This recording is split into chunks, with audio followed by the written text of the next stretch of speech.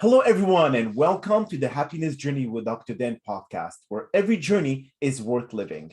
My name is Dr. Dan, and I'm your host for today's episode. I am a cognitive behavior psychotherapist specializing in anger management issues, both court-appointed and private, marriage counseling using the EFT method, dissociative disorders, narcissistic personality disorders, depression, anxiety, dream analysis, and also provide life, business, and retirement coaching support. I provide individual one-on-one session, also do group settings. If you need any assistance, reach out to DMB therapy and coaching services at 301-325-1550, and our website can be found at lifecoach.drdanamzallag.com. Today, I'm very excited to have for our third episode of season 7, a very special guest and author, Sandee SGarlata. And just like every of my past episode, I will leave it out to the guests to properly introduce themselves, as no one can do a better job. Sandee, the floor is yours. Thank you, Dr. Dan. Yeah, so I'm Sandee SGarlata. I am a happiness and mindset coach. My journey has spanned over 30 years of my life when I hit rock bottom with drug abuse. And I can go into that backstory in a little bit, but I'm also a retired U.S. national and international figure skating coach. My book, Happiness Solved: Climbing 100 Steps, is my second book. My first book was a novel that I wrote for teenagers, and it was a 2-time award-winning novel. And it was supposed to be a series of 5, and my publisher went out of business. So I'm planning on combining the second book, which has never been published, but was finished in 2010. And I'm going to complete it because it's something that's left unfinished. So I'm hoping to have that out sometime in the next year. So I'm very busy. I love what I do. I also work with elite athletes since I am a retired skating coach. And some of the folks that I'm working with, I have 2 dance teams. One got 10th place at U.S. Nationals and the other one got 4th place at U.S. Nationals, and they were alternates for the Olympics, but didn't get to go to the Olympics, sadly. But I'm still really proud and thrilled to be able to help young athletes with their mindset, because you don't want to wait till there's a severe problem to start working on that. Yes. So that's my bio in a nutshell.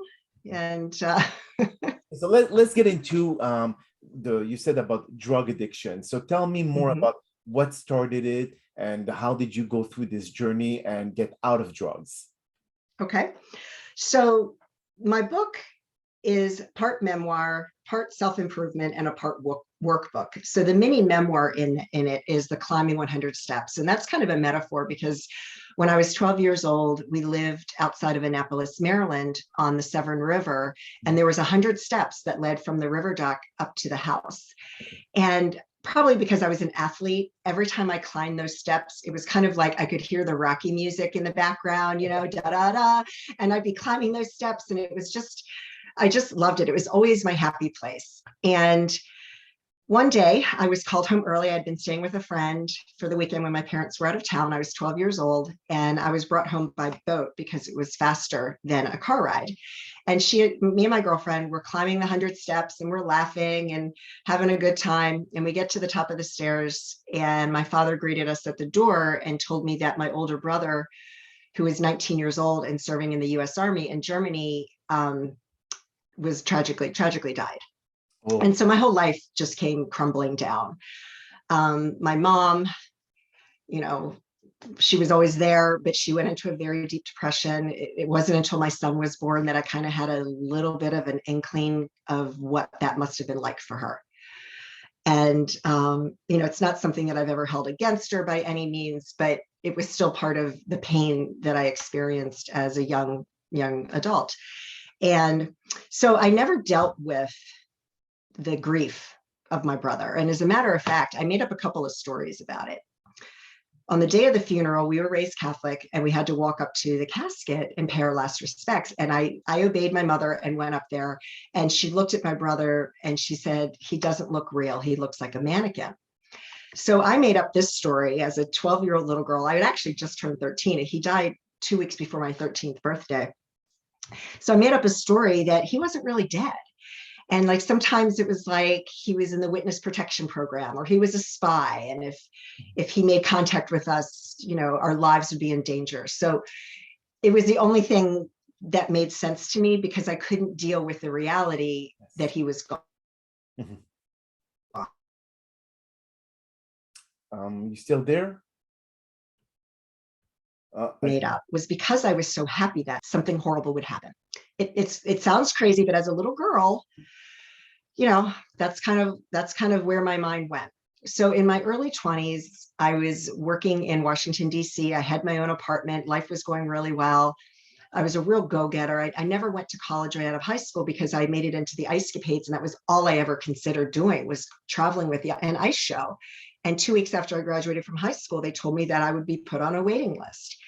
And I was like, well, maybe I should go to college. It was just something I'd never even considered. So I went to school for 1 semester at a fashion institute, was introduced to cocaine multiple times. I was like, no way, I'm not touching this.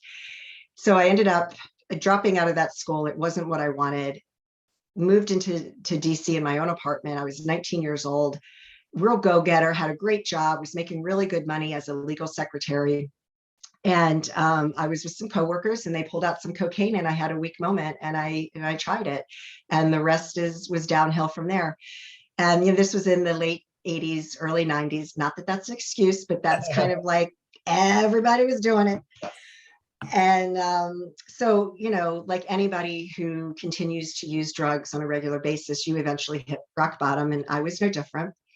And so I ended up going into a 6-month outpatient recovery program. I was engaged to my fiance. He's now my ex-husband, but he wanted me to go into inpatient, and I was like, no way. So I just did a 6-month outpatient program, gave up all alcohol, drugs, everything, and haven't touched drugs in over 30 years. But what that did for me was it put me on a path that I have been on, learning how to live my life every day, trying to get back to the place I felt when I was 12 years old, climbing the 100 steps. And everything I talk about in the book is how I live my life every single day.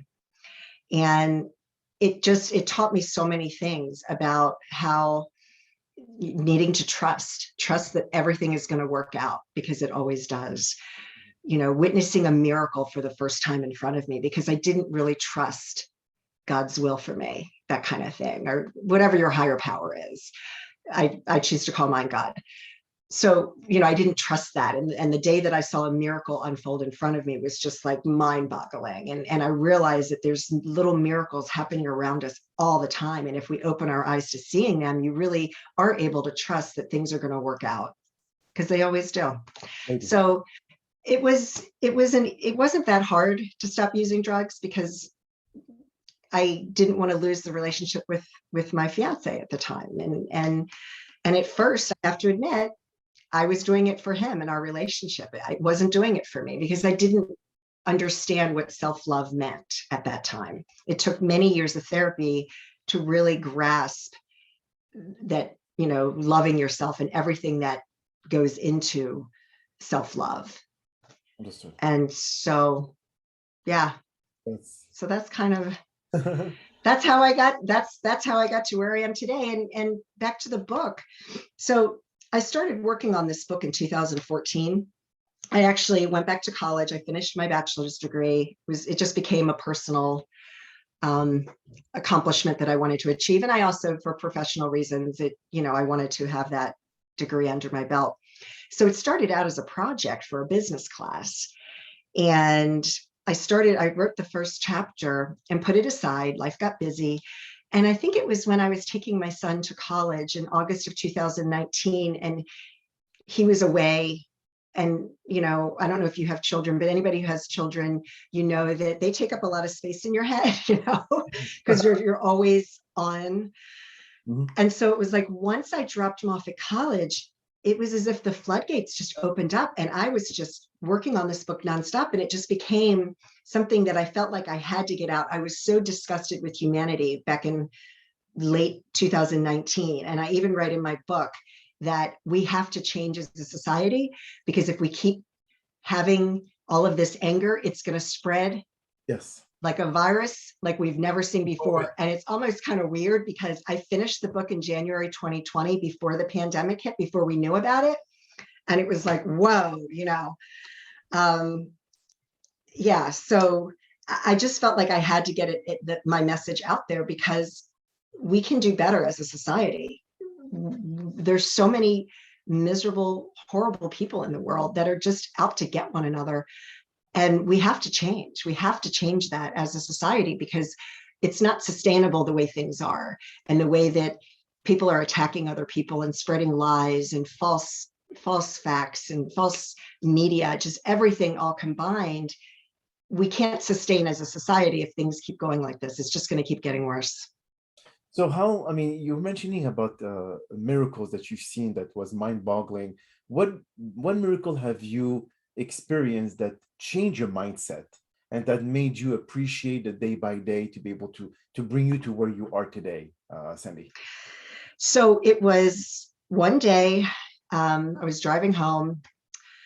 I had recently quit smoking cigarettes, and I was really just like, I wanted a cigarette so badly.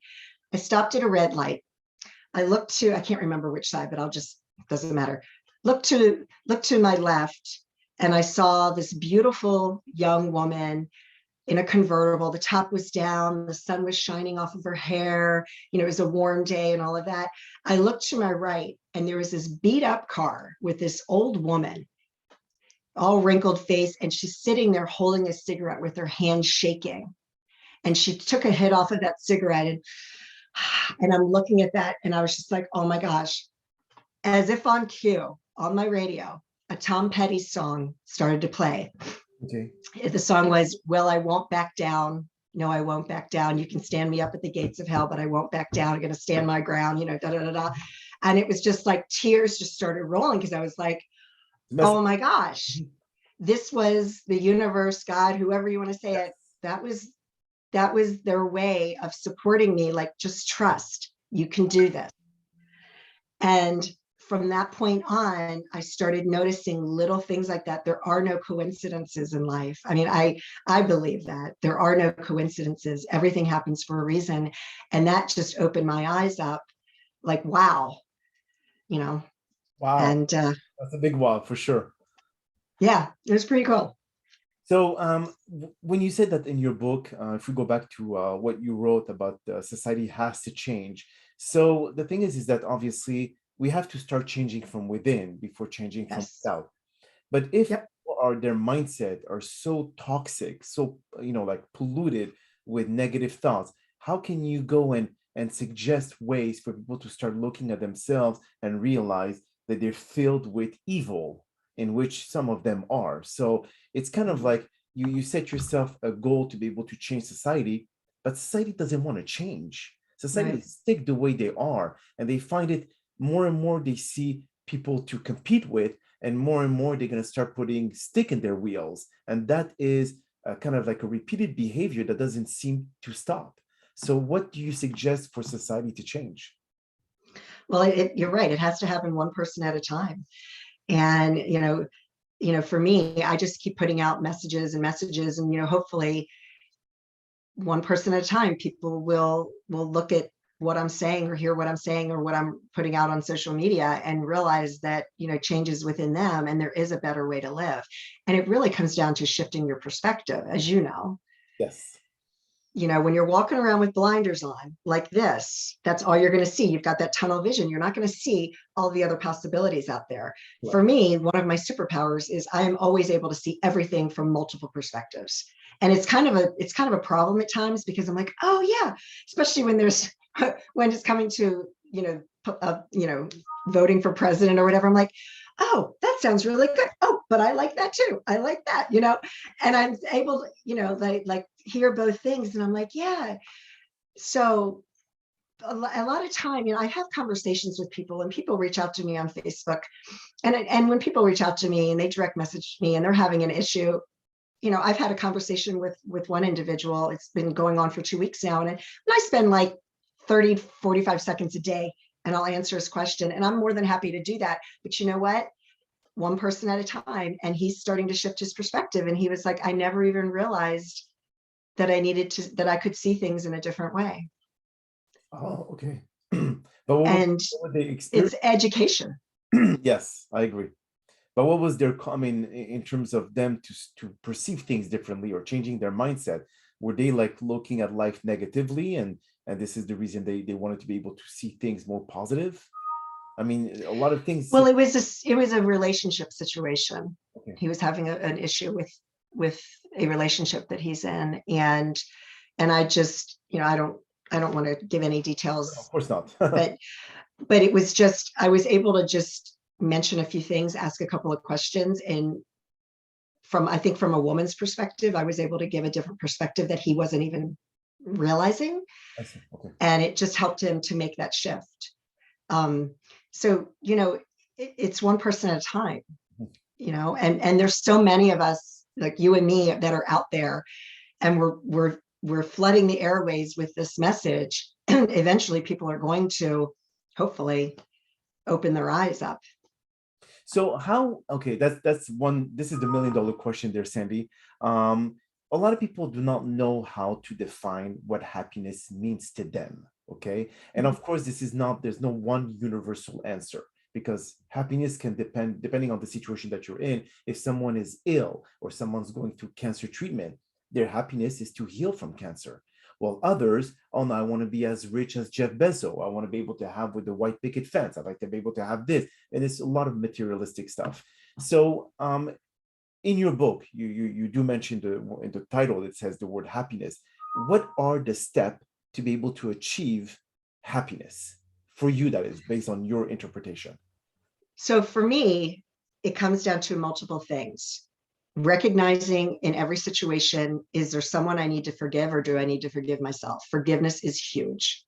It's a huge component, because I really believe that if you're feeling anything than peace in your heart, there's someone or something that you need to forgive. And forgiveness is something that you have to practice. Happiness is something that you have to practice. Happiness is a choice, just like forgiveness is a choice. Also, expressing gratitude. If you start your day and throughout the day and before you go to bed at night, list everything that you have to be grateful for, your energy is going to raise up, and you will shift to a better place. So it's forgiveness, it's gratitude, it's trusting that everything is going to work out, because it always does. So often, so many people are so stressed and consumed with the what ifs. What if this happens? What if that happens? Well, you can't, if you can control it, then you don't need to worry about it, because you have control over it. Correct. If you can't control it, then there's nothing to worry about, because you have no control over it. I work with my son all the time on this. And, he's 21 years old now, and he, gets a little dramatic at times, but I keep working on the whole trust thing. I'll share with you a recent story. He was driving back to college. I live in Northern Virginia. He goes to school at the University of Louisville in Kentucky, and it's about a 9-hour drive. Well, he got delayed driving back to school, and he was really, really tired. Well, he had lost his debit card. I gave him cash to pay for a hotel room just in case.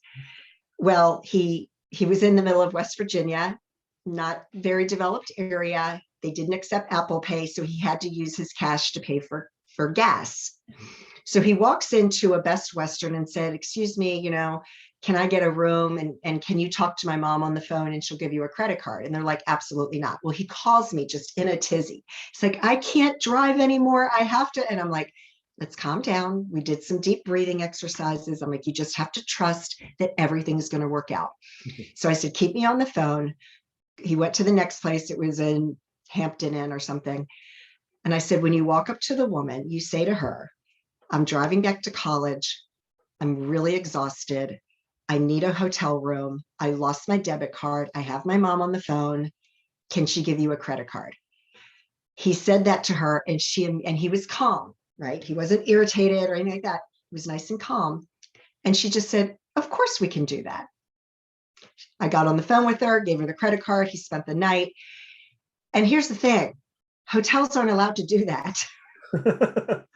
That's against the rules. You're not allowed to just have somebody give you have to show a credit card with your driver's license. That's correct. Yes.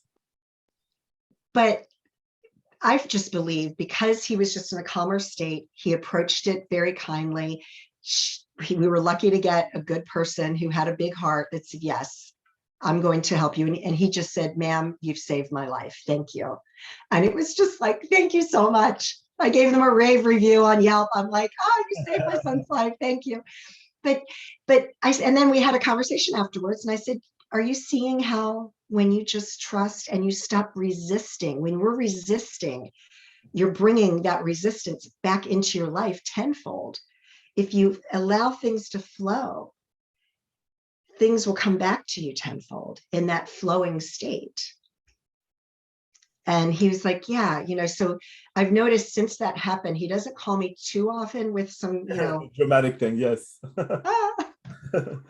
So do you talk anything about the laws of attraction in your book as well, Sandee? About I don't touch on it, only just a little bit, just very little, because I kind of want, that's like a whole book.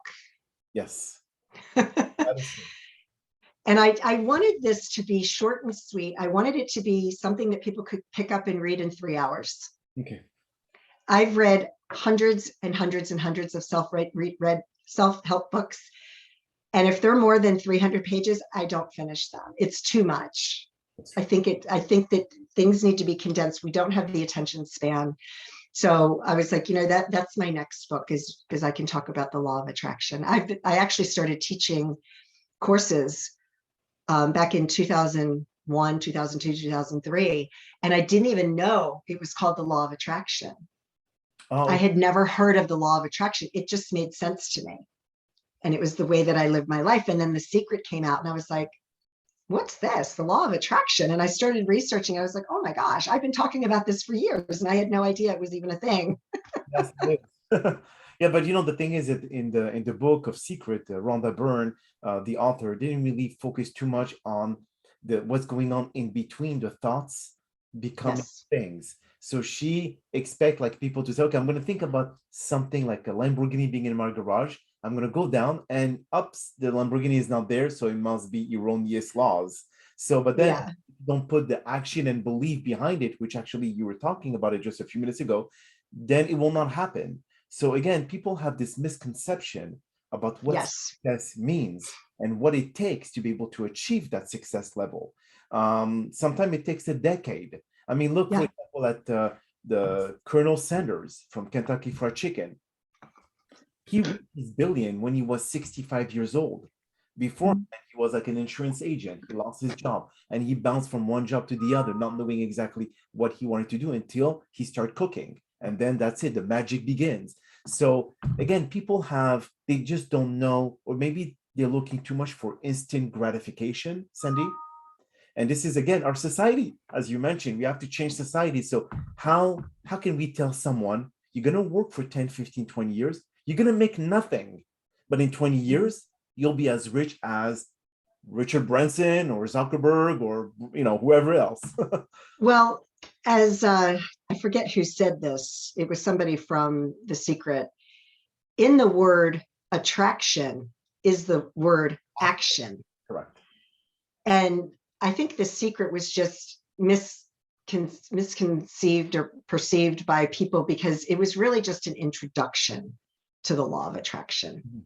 Yes. And so many people just sat there, was like, okay, where is it? We're not a genie in a bottle. We can't just blink our eyes and have things show up. You have to work for it. You have to take action.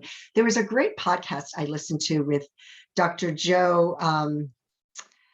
He was in The Secret. What was his name? Joe DeMartini? Yeah, Joe. Yes. Okay. There was a podcast with Rob Moore and Dr. Joe DeMartini, and they talk in depth about this. And it was such a great listen. I listened to it multiple times because it really honed in on the action part of it. I can sit here and say I want to write a book, but unless I actually sit down and do it, the book is never going to materialize. You have to put work in. And that's where people, they don't want to do the work. Yeah, they don't want to work for it. Miracles. And this is when miracle does not apply. Now, a miracle can only, as you said yourself, you've seen a situation where God spoke to you, the universe spoke to you when you were in the car and saw on your left-hand side the beautiful woman, on the right, the old woman.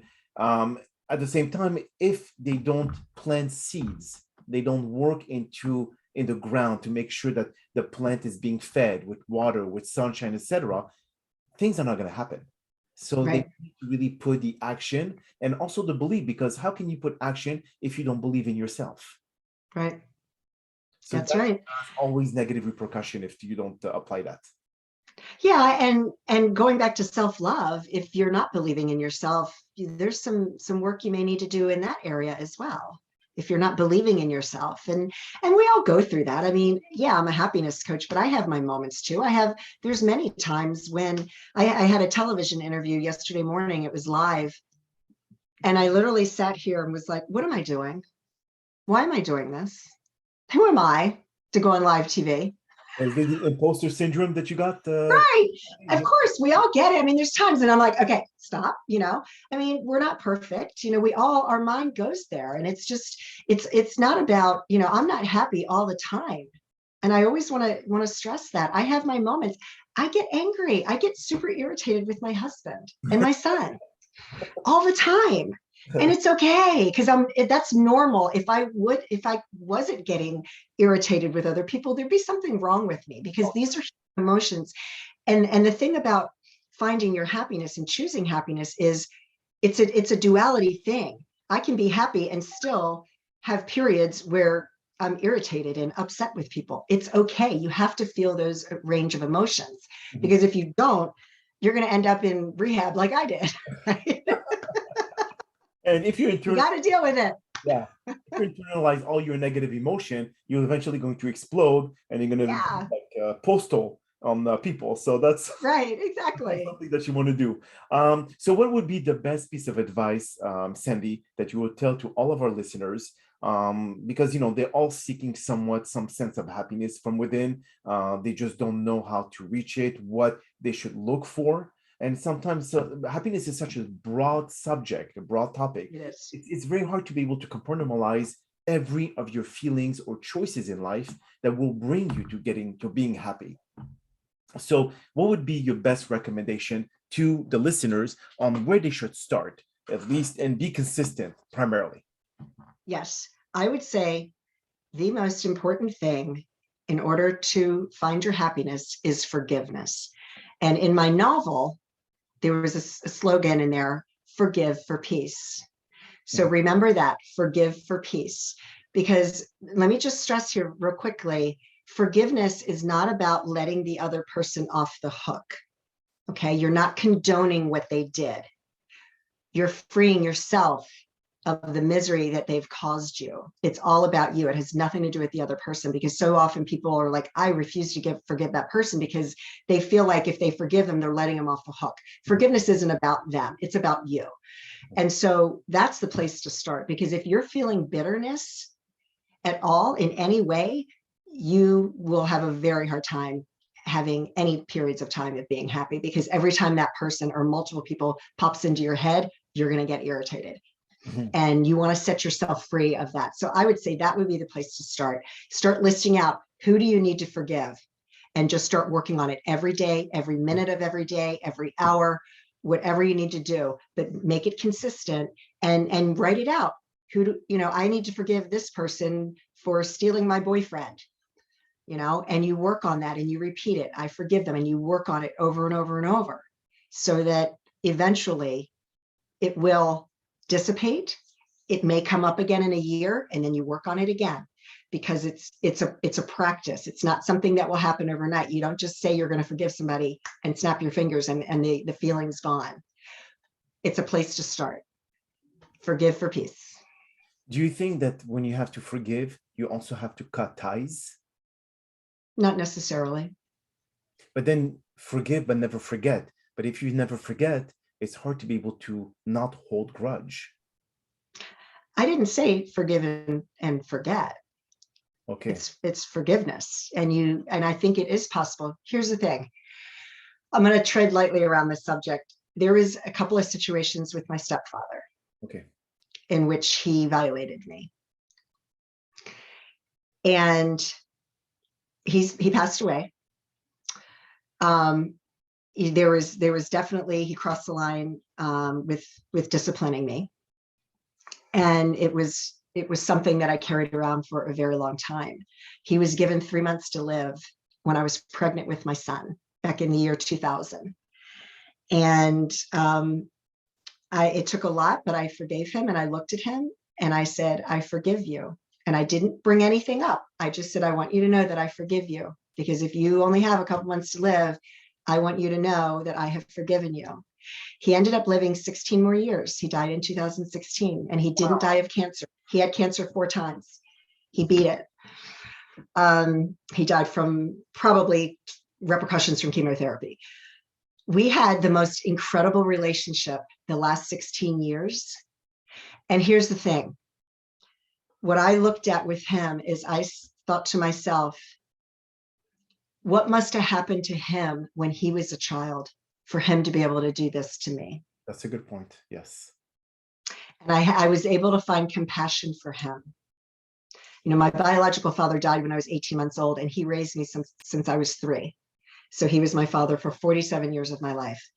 And I was able to find compassion for him because I know that he didn't mean it. And I forgave him, and we had an amazing relationship.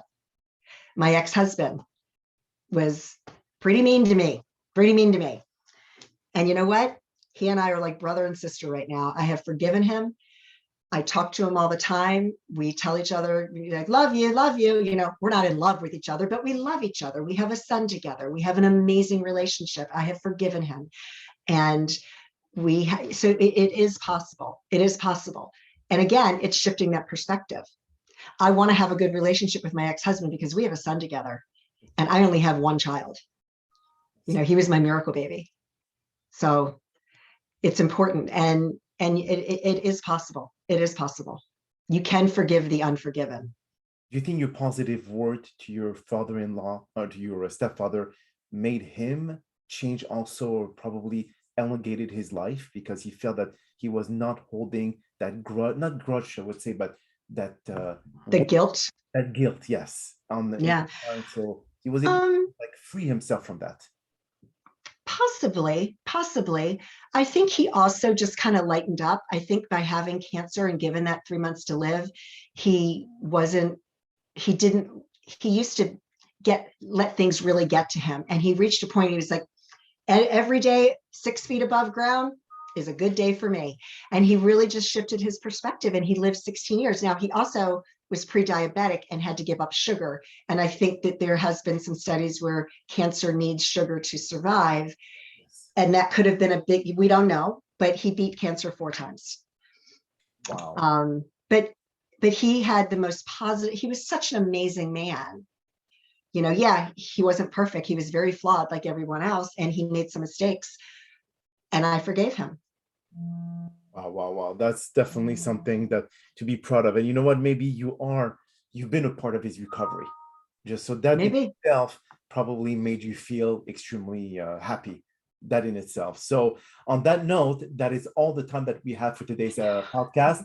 And I really do appreciate you taking the time out of your very busy schedule, Sandee, to be able to join us. And thank you again for participating and inspiring our many listeners with your incredible story. Now, we hope that you have all enjoyed today's episode. And I'm also very excited to have the many upcoming guests that we have scheduled for season 7 of the Happiness Journey podcast, filled with inspirational stories just like the one that you listened to today. Now, here are some concluding words of wisdom.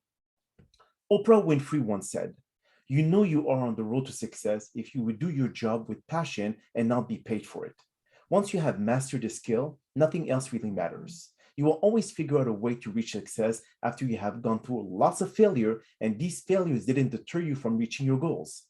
The true definition of success is having to do the things you love doing the most in life without having to worry about its financial repercussion. Because even if you do not get the monetary compensation you deserve, at least you worked on the things you enjoy doing. It's a win-win no matter what.